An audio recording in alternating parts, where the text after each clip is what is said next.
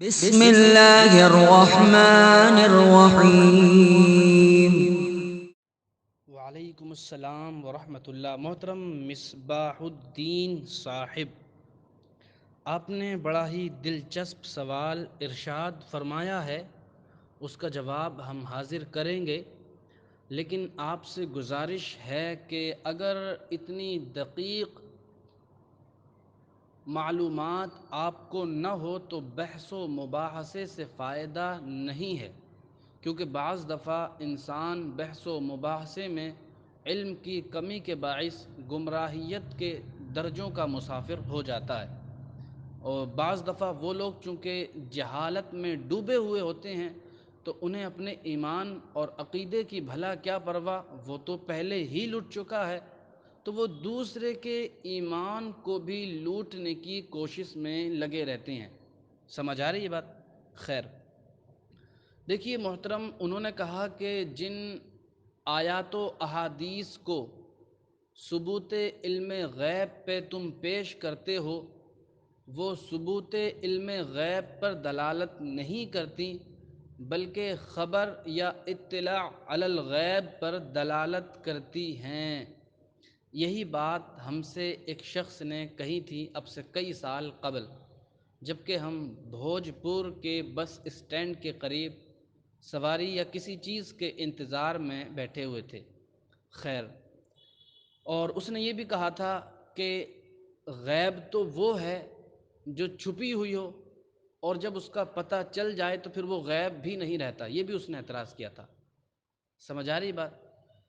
لیکن یہ اعتراض خود انہی کی کتب اور انہی کی تعریفات سے باطل ہیں۔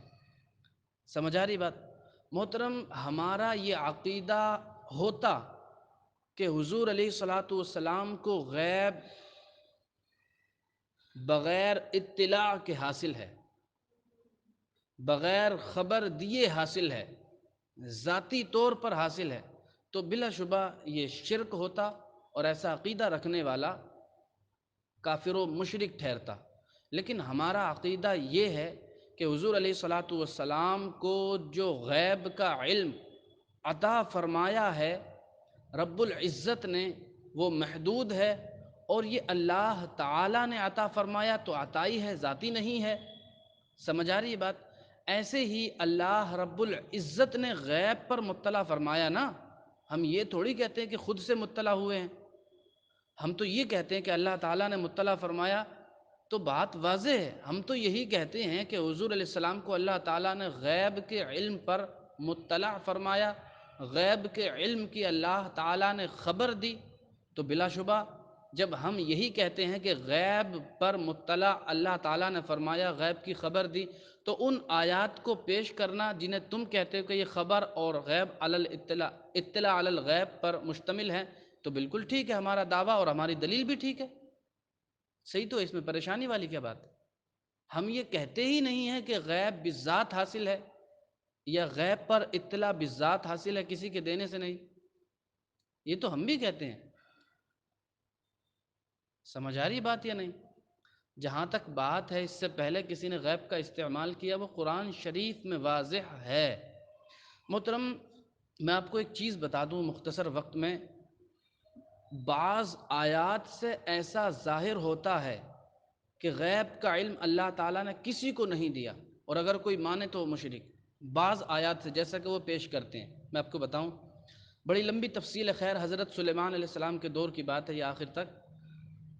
جنات آسمانوں پر جاتے تھے، اوپر نہیں قریب، فرشتوں کی باتیں سنتے اور آ کر کے کاہنوں کے کانوں میں بتا دیتے، وہ اس میں گرم مسالہ لگاتے اور پھر عوام کو بتا دیتے۔ اب اس بتائے ہوئے کے مطابق کچھ نہ کچھ واقع ہو جاتا تو لوگ سمجھتے انہیں تو علم غیب ہے۔ دھیرے دھیرے دھیرے دھیرے یہ بات لوگوں کے ذہن میں ایسے راسخ ہوئی کہ انہیں یہ محسوس اور عقیدہ انہوں نے جما لیا کہ کاہنوں کو علم غیب ہے۔ کاہن کہتے ہیں اس دن برسات ہوگی، ہو جاتی ہے، کاہن کہتے ہیں فلاں جگہ زلزلہ آئے گا، ہو جاتا ہے۔ تو انہوں نے یہ عقیدہ راسخ کر لیا تھا کہ جادوگر کاہنوں کو علم غیب ہے۔ اب جب حضور کی بعثت ہوئی تو کچھ لوگ معاذ اللہ حضور کو بھی کاہن کہتے تھے، جادوگر کہتے تھے، چونکہ حضور غیب کی باتیں بتاتے تھے، جنت ہے، اتنی بڑی ہے، ایسی ایسی اس میں آرام دہ باتیں ہیں وغیرہ ذالک۔ تو یہ بھی حضور کو کاہن اور جادوگر کہنے لگے کہ یہ غیب کی باتیں بتا رہے ہیں، لگتا ہے یہ بھی کاہن ہی ہے۔ سمجھ گئے آپ بات؟ چونکہ انہیں بتاتے تھے جادو جنات آ کر کے۔ تو اب پہلی بات تو یہ کی گئی کہ جنات کا آسمانوں پر جانا بند کر دیا گیا ہے، جیسا کہ سورہ جن سے ظاہر ہے بالکل، اس کی تفسیر آپ پڑھیں ساری بات ملے گی اس میں۔ تو جنات کا اوپر جانا بند کر دیا گیا، خیر وہ کیسے ایمان لائے وغیرہ ذالک، یہ بھی ایک الگ تفصیل ہے۔ اس کے بعد آیت کریمہ نازل ہوئی، عالم الغیب فلا یظہر علی غیبہ احدا الا من ارتضی من رسول۔ غیب کا جاننے والا اپنے غیب پر کسی کو مطلع نہیں فرماتا، اپنا غیب کسی کو نہیں بتاتا۔ کس کا رد ہے؟ کاہنوں کا۔